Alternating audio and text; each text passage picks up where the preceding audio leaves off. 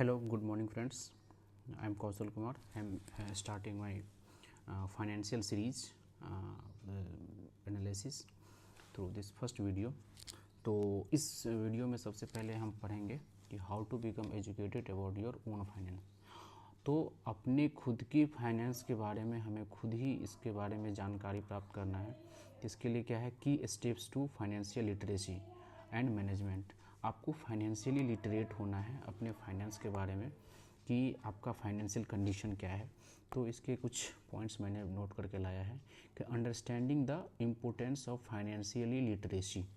तो financially literate होने का क्या मतलब है कि आपको क्या करना है नहीं करना है ये आपको ज्ञान होना चाहिए। ठीक है, लिटरेट होना मीन्स नॉट ओनली जैसे डे टू डे लाइफ में बोलते हैं लिटरेट कहने का मतलब होता है कि आपको सिग्नेचर करने आता है तो आप लिटरेट हो गए, नहीं, ओनली उतना से काम नहीं चलेगा। तो आपको लिटरेट होना है। इसके बाद क्या है impact on personal and professional life. तो फाइनेंशियली आप अगर लिटरेट रहेंगे तो आपके पर्सनल लाइफ पे भी बहुत सारा इफेक्ट आएगा और प्रोफेशनल लाइफ पे भी उसी प्रकार से आपका इफेक्ट आएगा। आपको प्रोफेशनली आप कितना ग्रो कर रहे हो टाइम टू टाइम इसको एनालाइज करना होगा। फाइनेंशियली आप एजुकेटेड हो गए तो बिल्डिंग ए सिक्योर फाइनेंशियल फ्यूचर, आपको फ्यूचर भी डेवलप करना है कि आपका फ्यूचर को सिक्योर करने के लिए हमें फाइनेंशियली एजुकेटेड होना बहुत इंपॉर्टेंट है। इससे क्या बेनिफिट होगा, फाइनेंशियली लिटरेट होने से आपका फाइनेंशियली स्टेबिलिटी आएगी, आपका स्ट्रेस लेवल रिड्यूस होगा और डिसीजन मेकिंग आपका ही बहुत ही अच्छा होगा।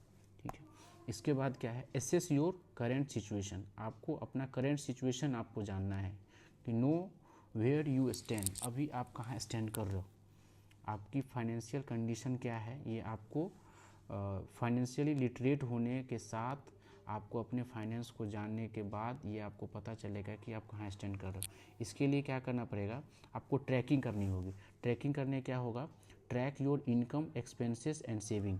आपको आपका इनकम पता करना पड़ेगा आपको कि आपका इनकम क्या चल रहा है। एक सेकेंड, आपको इनकम पता करना है कि आपका इनकम कहाँ से आ रहा है। सबको पता है कि इनकम कहाँ से आ रहा है, ठीक है, लेकिन इनकम आ रहा है ये पता है, लेकिन लोगों को ये नहीं पता है कि आपका एक्सपेंस कहाँ कहाँ जा रहा है।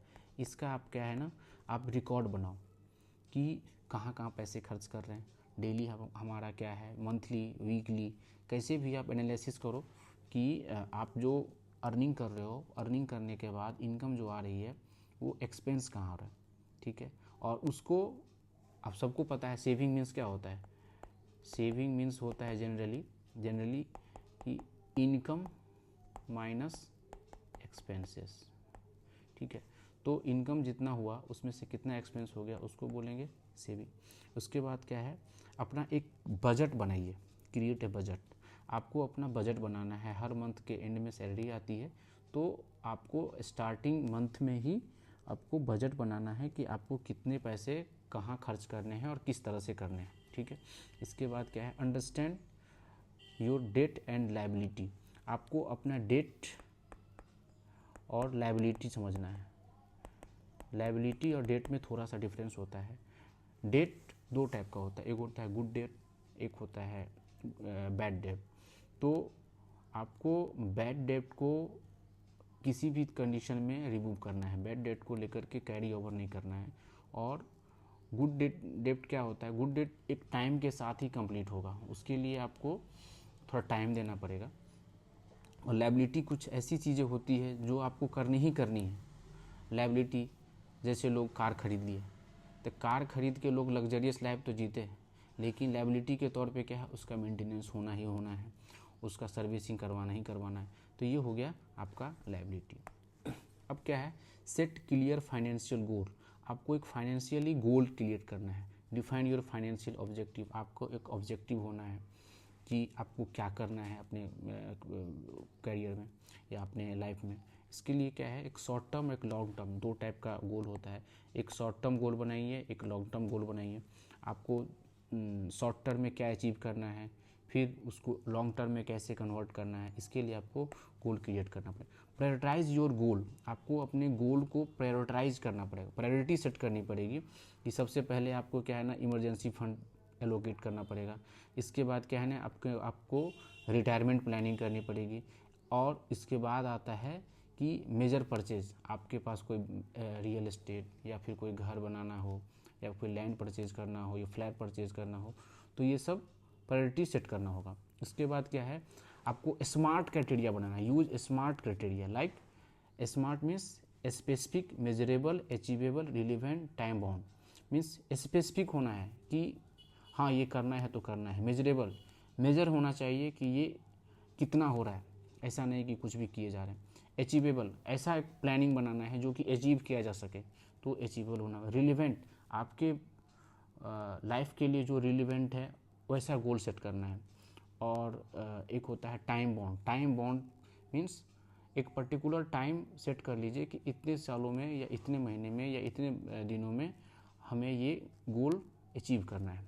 जैसे एग्जांपल के सेविंग फॉर वैकेशन, अब हर 6 मंथ के लिए आप एक वैकेशन प्लान कर लीजिए या 3 मंथ पे एक वैकेशन प्लान कर लीजिए। तो उसके लिए आपको गोल सेट करना पड़ेगा कि हमें यहाँ जाना है तो इसकी कितनी बजट होनी चाहिए। तो उसके लिए क्या है ना, एक वैकेशन प्लान करते हैं।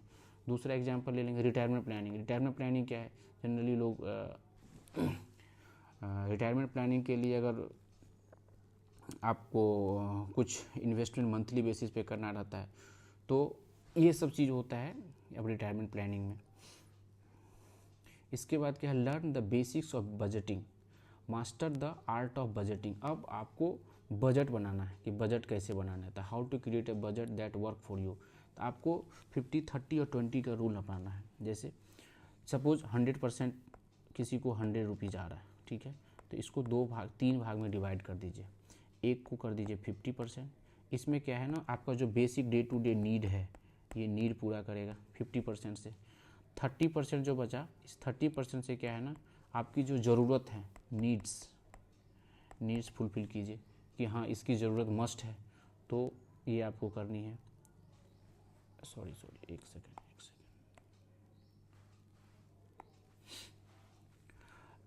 50% हो गया नीड। 30% क्या है, वांट, आपको क्या चाहिए, आपकी इच्छा क्या है। हर मंथ लोगों की सैलरी आती है, तो उसमें से 50% आप नीड में खर्च कर दीजिए। बाद में की जो आपको इच्छाएँ हैं, अपनी फैमिली के जो विशेष हैं, वो फुलफिल करने में 30% इन्वेस्ट कीजिए, एक्सपेंस दीजिए। बाकी जो 20% बचा, इस 20% का प्लानिंग कीजिए कि इसको हम सेव करेंगे, ठीक है। सेव इन द सेंस इसको आप इन्वेस्ट करेंगे और पैसे को फ्यूचर के लिए बचा के रखेंगे। इसके बाद क्या है, कैटेगराइज करना है, fixed, variable, discretionary. Tools, budgeting app, मतलब आप इसको कैसे कर सकते हैं, इसको बजटिंग ऐप से करते हैं। बहुत सारा ऐप होता है जो कि आपको एलोकेट करके बताएगा कि ये आपका पोर्टफोलियो है, आपको इतना पैसा सेव करना चाहिए, ऐसे करना चाहिए। स्प्रेडशीट मेंटेन कीजिए। स्प्रेडशीट मेंटेन करने का मतलब क्या होता है कि आप जैसे एक्सपेंसेस, आपका इनकम आया, एक्सपेंसेस कहाँ कहाँ हुआ, उसको मेंटेन करके आप वहाँ से रिकॉर्ड ट्रैक कर सकते हैं कि आपका खर्च किस तरह से जा रहा है, पैसा किधर जा रहा है। इसके बाद अंडरस्टैंडिंग क्रेडिट एंड डेब्ट्स, आपको मैनेज करना है कि क्रेडिट क्या है और डेब्ट क्या है। Desirable, difference between good debt and bad debt. Good debt और बैड डेट के बारे में क्या है कि आपको अच्छा लोन, गुड डेट दोनों एक तरह से कर्ज ही है, लेकिन क्या होता है ना, कुछ अच्छा होता है, कुछ बुरा होता है। जैसे कोई आईफोन खरीद लिया, ठीक है, और आईफोन खरीद करके वो बस फ़ोटो खींच रहा है, गाना सुन रहा है, मूवी देख रहा है, तो ये, और इसको लोन पे लेके बैठा है या ईएमआई पे लेके बैठा है, तो ये हो गया आपको बैड डेट। उसी आईफोन को अगर गुड डेट में अगर देखेंगे, तो उसी आईफोन का क्या करना है, उसी आईफोन का आप जा करके वीडियो शूट कीजिए, रील्स बनाइए, कोई वीडियो कंटेंट अपडेट कीजिए यूट्यूब पे, सोशल मीडिया पे, जहाँ से आपकी अर्निंग होगा, तो ये आपके लिए गुड है। दूसरा चीज़ है how to build and maintain good credit score. Credit score maintain करने के लिए क्या है कि आप टाइम टू टाइम ये जो भी ड्यू डेट है उससे पहले पेमेंट कर दीजिए।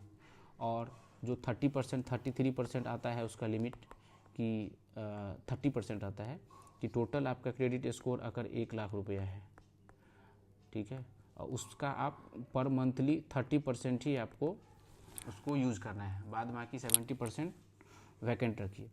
तो इससे क्या होगा, आपका क्रेडिट स्कोर मेंटेन होता है। ओल्ड कार्ड को बोला जाता है कि आप मेंटेन कीजिए, old time to time new card apply मत कीजिए।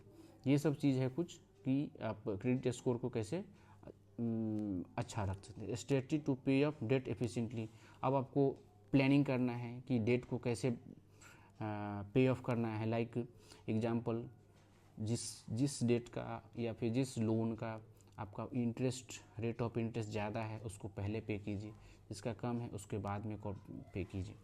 ओके। इसके बाद क्या है, अंडरस्टैंडिंग योर इनकम, आपको अपना इनकम को समझना है कि इनकम आपकी कहाँ से आ रही है। तो source of income, tax implication, तो ये सब आपको जानकारी होना। टाइप ऑफ इनकम, सैलरी से आ रहा है, फ्रीलांसिंग से आ रहा है, इन्वेस्टमेंट से आ रहा है। तो सैलरी तो सबको पता है, सैलरी से आता है। फ्रीलांसिंग क्या है, सोशल मीडिया का टाइम है अभी, तो यूट्यूब और भी बहुत सारे सोशल मीडिया और बहुत सारे साइट है जहाँ से आपकी फ्रीलांसिंग करके इनकम का अर्न कर सकते हैं। इन्वेस्टमेंट है, शेयर मार्केट में, म्यूचुअल फंड करके, स्टॉक में पैसा लगा करके। अब क्या है ना, यहाँ से आपको डिविडेंड आता है, कुछ बोनस आता है, तो यहाँ से भी आपकी इनकम आ सकती है। और क्या है, how tax affect your take away हो, आपको टैक्सेशन का भी ध्यान रखना है कि अगर आपको टैक्स आ रहा है तो आपको जितना भी लिमिट दिया गया रहा तो उसका प्रॉपर बेनिफिट लीजिए। आप अपने इन्वेस्टमेंट को इस तरह से करिए ताकि आपका टैक्सेशन में बेनिफिट मिले। इसके बाद क्या है, monitor your spending, daily monthly tracking में पहले बताया, डेली मंथली एक ट्रैक करिए, एप्लीकेशन रखिए, उसमें मेंटेन कीजिए, या फिर आप एक एक्सेल शीट मेंटेन कीजिए। Technique keeping receipt, financial app यहाँ यही है, कैसे टेक्निक क्या यूज़ कर सकते हैं। तो उसको रिसिप्ट रखिए, हर पूरे मंथ जहाँ भी आप कुछ पेमेंट करते हैं तो वहाँ रिसिप्ट मिलता है, तो उसको कलेक्ट करके रखिए। या फिर एक फाइनेंशियल ऐप मेंटेन कीजिए, सो दैट कि आपको पता चले कि आपके पैसे कहाँ खर्च हो रहे हैं। और एनालाइज योर स्पेंडिंग पैटर्न, पूरे एक मंथ में आप इसको एक चेक करिए कि आपका ये पैटर्न क्या है, ये ऊपर जा रहा है या फिर नीचे जा रहा है। ठीक है, ऊपर जा रहा है तो रीज़न पता होना चाहिए कि क्यों गया, फिर कोशिश कीजिए कि इसको फिर से एवरेज करें नेक्स्ट मंथ में। तो ये सब चीज़ आपको खुद के फाइनेंशियल के बारे में ज़्यादा बेटर डेवलप करेगा। अब क्या है, बिल्ड एन इमरजेंसी फंड, ये बहुत ही इंपॉर्टेंट चीज़ है। इमरजेंसी फंड क्रिएट करना बहुत ज़रूरी है। प्रिपेयर फॉर अनएक्सपेक्टेड एक्सपेंसेस, मतलब ये ऐसा चीज़ है कि हर आदमी को कब आ जाएगा ये किसी को नहीं पता है। ठीक है, तो इसमें रिकमेंड किया जाता है 3 to 6 मंथ के लिए आपका जो डेली जो एक्सपेंसेज है, जिसको हम नीड्स बोले थे कि 100% में से 50% नीड्स, तो आप पकड़ लीजिए कि आपकी सैलरी अगर एक्स रुपीज़ है सपोज, तो आप इसका 50% तो डाल देंगे नीड्स में, तो 0.5x हो गया। तो अब इसको 6 मंथ तक के लिए मेंटेन करके रखिए, सो दैट कि कोई भी इमरजेंसी सिचुएशन क्रिएट हो तो आप उसको हैंडल कर सकें। Strategy for building maintaining the fund, अब इसको ऐसा नहीं है कि एक ही बार में पूरा पैसा इसको रखना है, 3, 4, 5, 6 महीने में इसको मेंटेन करके एक जगह ऐसा एफडी करके रख दीजिए या आरडी करके रख दीजिए, सो दैट कि जब ज़रूरत पड़े आपको सिंगल क्लिक में, एक क्लिक में आपको पैसा आपके अकाउंट में होना चाहिए। इसके बाद क्या, saving investment, basic of investment. Stocks में इन्वेस्टमेंट कहाँ कहाँ कर सकते हैं, स्टॉक्स में करते हैं, बॉन्ड में करते हैं, म्यूचुअल फंड में करते हैं, रियल एस्टेट में करते हैं। तो रियल एस्टेट में अभी इमीडिएट नहीं जाना चाहिए किसी को, कि रियल एस्टेट में लंबे ज़्यादा पैसे की ज़रूरत पड़ती है, प्लस उसको सेल करना, बाय करना थोड़ा सा रिस्की होता है। ऐसा नहीं है कि आप आज एक फ्लैट खरीद लिए और अगर आपको इमीडिएट पैसे की ज़रूरत है, सपोज 20 लाख का फ्लैट खरीद लिए, आपको 5 लाख रुपए की ज़रूरत है तो एक बाथरूम सेल कर देंगे, ऐसा नहीं होगा। आपको ये पूरा फ्लैट सेल करना पड़ेगा, और जिस समय आप सेल करेंगे उस समय मार्केट में उसका क्या प्राइस है। और ये भी होता है कि अब जब इमरजेंसी में सेल करते हैं, तो इमरजेंसी में सेल करने के टाइम पे क्या होता है ना, आपको कम रेट पे भी कभी कभी सेल करना पड़ सकता है। तो इस चीज़ के लिए क्या है, आपको थोड़ा सा अलर्ट रहना है कि रियल एस्टेट में थोड़ा सा सोच समझ के जाना है। स्टार्टिंग किसी को स्टार्ट करना है इन्वेस्टमेंट, तो स्टार्टिंग के लिए ये म्यूचुअल फंड को थोड़ा सही बोला जाता है, स्टॉक सही है, बॉन्ड में पैसा लगा सकते हैं सेफ्टी पर्पज़ से। तो और सबसे बड़ी बात है कि आपका जो पोर्टफोलियो डेवलप होगा वो डाइवर्सिफाइड होना चाहिए, हर सेक्टर में पैसा लगना चाहिए। कुछ स्टॉक भी ले लें, कुछ म्यूचुअल फंड भी ले लें, कुछ आरडी भी कर लें, कुछ बॉन्ड भी ले लें, कुछ। तो इससे क्या होगा ना, कोई एक सेक्टर अगर डाउन जाएगा तो दूसरा उसको एवरेज कर देगा। कुछ गोल्ड खरीद ले, गोल्ड का बॉन्ड आता है, तो इस टाइप का होता है। रिस्क और रिवार्ड, रिस्क और रिवार्ड में क्या है कि रिस्क एंड रिवार्ड ये दोनों हमेशा रहेगा। जहाँ आप रिस्क ज़्यादा लेंगे वहाँ रिवार्ड ज़्यादा मिलेगा, ऑब्वियस सी बात है। जहाँ रिस्क कम लेंगे रिवार्ड आपको कम मिलेगा, ठीक है। तो इस चीज़ को हमेशा ध्यान में लेके चलना है। अब क्या है, इंश्योरेंस एंड प्रोटेक्शन, ये तो सबसे इम्पोर्टेंट चीज़ है। हर आदमी को, हर इंसान को अपने फैमिली का, खुद का हेल्थ इंश्योरेंस तो ज़रूर लेना चाहिए। हेल्थ इंश्योरेंस ऐसा चीज़ है कि पूरे लाइफ की आपकी, भगवान ऐसा ना करे, पूरे लाइफ की अर्निंग आपकी एक हेल्थ इमरजेंसी में ख़त्म हो सकती है, ऐसा सिचुएशन होता है। तो इस टाइम में क्या है ना कि आप हेल्थ इंश्योरेंस लेकर रहेंगे तो आप कभी भी जाएंगे तो बेफिक्र रहेंगे कि हाँ आपको हेल्थ के बारे में सोचना भी है किसी को पैसे के लिए। प्लस डिसेबिलिटी प्रॉपर्टी, तो डिसेबिलिटी के टाइम पे भी यहाँ पे क्या होता है, कोई ऐसा एक्सीडेंट होता है जिससे आप डिसेबल हो गए, आप कोई जॉब ही नहीं कर सकते, तो कंपनी आपको निकाल देगी, और जब कंपनी निकाल देगी तो आपका अर्निंग रुक जाएगा। तो इसके लिए क्या है, इस टाइप का भी कुछ स्कीम आता है ताकि जब डिसेबिलिटी के टाइम पे भी आपको इनकम रेगुलर मिलते रहता है। टर्म प्लान, एक टर्म प्लान बहुत अच्छी चीज़ है। टर्म इंश्योरेंस लेना, लोग इसको गलत समझते हैं बट ये बहुत सही चीज़ है। टर्म प्लान, अगर कोई अर्निंग पर्सन है घर में और उसकी अनफोर्सिंग कोई एक्सीडेंट में या कुछ हो जाने से डेथ हो जाती है, तो उसको क्या है ना, एक हेवी अमाउंट ये इस टाइप में इंश्योरेंस कंपनी प्रोवाइड करती है। भले ही वो इंसान के जाने के बाद कंपनसेट नहीं कर पाए पैसा, बट ऐसा क्या है ना कि उस आगे वाले जो जनरेशन होते हैं, उसके बच्चे होते हैं, वाइफ होती है, उनके लिए क्या है, एक पैसा का दिक्कत थोड़ा सा कम हो जाता है और लाइफ को इजीली वो जी सकता है। इसके बाद है saving inform and continuous learn. इसमें क्या है ना, आपको डे टू डे अपडेट होते रहना है। आपको अपने फाइनेंशियल ग्रोथ को मेंटेन करना है, plus day to day updated रहना है कि क्या चल रहा है दुनिया में, क्या चल रहा है, किस शेयर मार्केट में अगर आप एंट्री करते हो तो आपको डेली न्यूज़ पढ़ना है, डेली आपको देखते रहना है कि कैसा मार्केट ट्रेंड में है, बुलिश है या बेरिश है। तो ये सब चीज़ देख करके आपको अलर्ट भी रहना है, थोड़ा सा सतर्क भी रहना है, और पैसे को कैसे इन्वेस्ट करना, कहाँ, इसके लिए आपको डेली कंटिन्यूस लर्निंग होती रहनी चाहिए। इसके लिए कहाँ से करें तो reading books, attending workshop and taking online courses भी ले सकते हैं। Follow financial news and trends, consult with your financial advisor when necessary, useful website and apps. तो इन सब चीज़ों से क्या है ना कि आप अपडेटेड रहेंगे तो आपका नॉलेज भी बढ़ेगा और आपको पता चलेगा कि कहाँ मार्केट में पैसा लगाना है, कहाँ क्या करना है। इसके बाद क्या है, कंक्लूजन पे आते हैं कि आपको एक्शन प्लान क्या है, स्टार्ट करना है। Start your financial journey today. ज़्यादा लेट करने से ऐसा नहीं होता है कि आपको जब पैसे बहुत ज़्यादा सैलरी आएगी उसके बाद आप बहुत ज़्यादा पैसा इन्वेस्ट करोगे मार्केट में, ऐसा नहीं है। आप टाइम सबसे इम्पोर्टेंट होता है, कंपाउंडिंग ऑफ टाइम। तो उसमें क्या है कि आप जितना देर तक मार्केट में इन्वेस्टेड रहोगे वहाँ आपको ज़्यादा ग्रोथ मिलेगा। Recap, new asset, plan, budget, save, invest, protect. तो इसको रिकेप करते रहना है, प्लानिंग करना है, बजटिंग करते रहना है, saving, investment, protection. Take small consistent step toward financial literacy. छोटा छोटा इन्वेस्टमेंट करते रहिए। छोटा छोटा इन्वेस्टमेंट करते से क्या है, कंटिन्यूस करने से आपका एक गुड वेल्थ जनरेट हो जाएगा और आपको पता भी नहीं चलेगा कि आपका वेल्थ कैसे जनरेट हो गया। Encourage continuous improvement and seeking professional advices. आप प्रोफेशनल एडवाइस लेते रहिए, जहाँ से भी आपको मिले कि हाँ ठीक है ये एजुकेशनल लेक्चर है या फिर कोई अच्छा यूट्यूबर है जो आपको ये बता रहा है कि कैसे फाइनेंशियली ग्रो कर सकते हैं, तो ये सब चीज़ पढ़ सकते हैं आप। Developing personalize action plan. आपको पर्सनली हर आदमी का अलग अलग प्लान होना चाहिए। हर आदमी का इंडिविजुअल नीड होता है, हर आदमी का इंडिविजुअल गोल होता है। अब कोई ये बोल दे कि मेरे लिए क्या सही है, तो क्या सही है ऐसे नहीं बोल सकते ना। अब किसी मेडिकल शॉप में जाएंगे, आप किसी मेडिकल शॉप में जाएंगे, वहाँ तो बहुत सारा मेडिसिन रखा हुआ है, तो आपके लिए सारा मेडिसिन यूजफुल नहीं ना। सबसे पहले क्या है कि आपको अपनी बीमारी के अकॉर्डिंगली आपको मेडिसिन लेना है। ऐसा नहीं कि कोई भी मेडिसिन लेकर आ गए और आपको सूट कर जाएगा, ऐसा नहीं है। तो पहले आपको गोल सेट करना है कि आपको फाइनेंशियली क्या चाहिए, क्या करना चाह रहे हैं, नहीं करना चाह रहे, उसके अकॉर्डिंगली आपको कोई भी प्लान सूट करेगा आपका। चलो ठीक है, तो आज का लेक्चर यहीं ख़त्म करते हैं। Thank you.